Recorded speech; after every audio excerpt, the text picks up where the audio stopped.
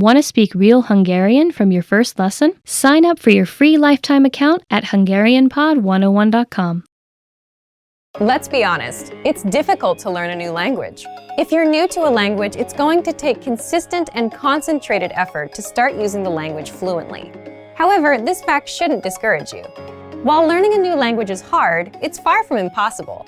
In this video, we'll outline 5 tips you can use to jumpstart your language learning. Follow these pointers to learn your target language in a way that is efficient and effective. Number 1. Limit your native language use when practicing. The idea here is that when you practice with native speakers, you do your best to refrain from using your native language.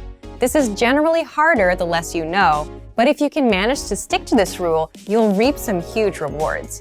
If you commit to a no native language practice session, it's not going to be easy. Most likely, there will be some frustrating, if not painstakingly difficult moments where you either have trouble understanding the person you're talking to, or you can't say what you want to say. It's precisely in these moments that your language learning muscles are built up to capacity. The process really isn't all that different from working out in the gym. Just replace the physical burn of lifting weights for the mental burn of thinking in a new language. In the end, if there's no pain, there's no gain. Obviously, this no native language rule doesn't have to be written in stone. There are times when it's more beneficial to break out of the target language box and have something explained to you in your native language.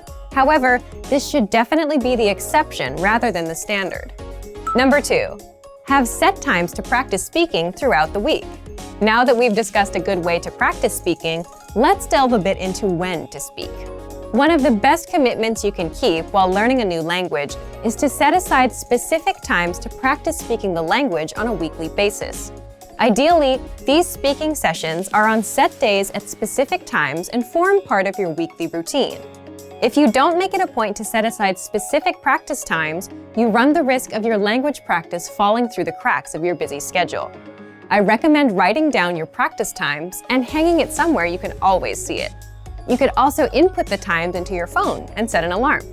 The point is to remind yourself of your commitment every day so that it doesn't fall by the wayside. Number 3, get picky about vocabulary.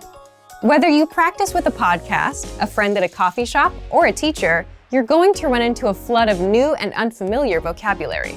Despite your best efforts, it's unlikely that you'll be able to pin down every new word or phrase you hear and study it later. Thus, you should pick and choose which new words you focus on. The defining quality of each new word you learn should be its practicality.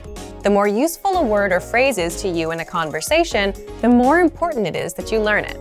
Don't feel like you have to cram the entirety of your target language into 1 week of study. Take it one step at a time. A few practical words here, some more there. Before you know it, you'll see your vocabulary improve. Number 4, write and practice short monologues. This tip can be a lot of fun. Begin by selecting a topic you enjoy discussing. Then, simply write out a short monologue or speech on the subject in your target language.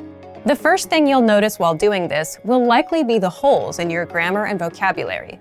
But when you try to write out your thoughts in a foreign language, you might inevitably hit roadblocks. You might not be able to think of a word or know how to formulate a specific idea or opinion yet. This can be great because these holes are the exact areas where you should focus your studies.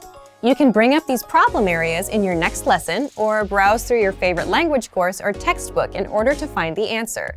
The constant process of finding these language holes and filling them is what keeps you moving along the path to fluency. Once you finish your short text, it's a great idea to practice reciting it or even memorizing it. The memorization will help you internalize the new grammar and vocabulary you've learned. Reciting it will get your tongue and mouth used to the sounds. Number 5, keep an up-to-date list on what you want to learn. Throughout your studies, you should always have a sort of language shopping list. As you practice and study, you will most likely come across things you'd like to be able to say, but don't know how to yet, especially if you follow our previous tip. Write this wish list down. It's one thing to learn the vocabulary you pick up via a course or podcast, both of which are great. It's a bit different when your vocabulary gets personal. Learn the words that matter to you, either because they're practical or because you simply find them interesting. The more relevant the vocabulary, the more likely you are to retain it. Some people might tell you it's impossible to learn a new language for whatever reason, but it's important to remember that the way you study and engage with a language greatly affects how quickly or effectively you learn it. For more ways to jumpstart your language learning, check out our complete language learning program. Sign up for your free lifetime account by clicking on the link in the description.